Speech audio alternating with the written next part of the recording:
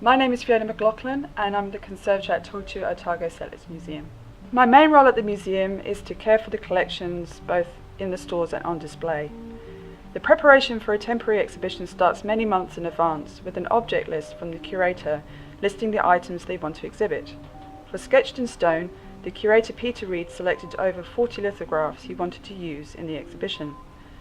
My training is in objects conservation, not artworks on paper, so in this instance I contacted Marion Mertens, a paper conservator, to assess the lithographs for the museum. The lithographs are stored in two main areas in the museum, the art store and the archives. For the material held in the archive, Tortu archivist Emma Knowles gathered together the lithographs for assessment. Marion then examined each of the lithographs individually to assess their condition, if they were robust enough for display, and the conservation treatment, if any, that was required. The initial examination of the lithographs is also the opportunity for me to learn more from Marion and Emma about the materials in the collection.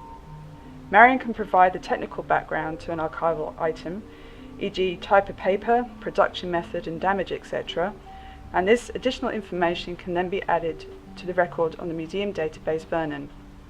Emma can tell us about the provenance of the material and how it came into the collection. Once Marion had also assessed the lithographs in the art store, I fed back her comments about which lithographs were available for display in Sketched in Stone, from which Peter made his final selection. Once the conservation was completed, the lithographs were then sent to the framers. All the materials used by the framer are conservation grade, including a UV glass in the frames. Many times the public asks why are the galleries dark, and there's a very good reason for this. Some museum objects, and in particular archival items, can be very sensitive to light. As you are probably aware in your own homes, the New Zealand sun can be very damaging to textiles and artwork such as watercolours. In the museum galleries, by excluding natural daylight and controlling the intensity of the artificial light, any damage to the lithographs can be minimised and controlled. The temperature and relative humidity in the galleries are also controlled. Artworks can structurally respond to changes in both temperature and relative humidity, so it is again important to control these.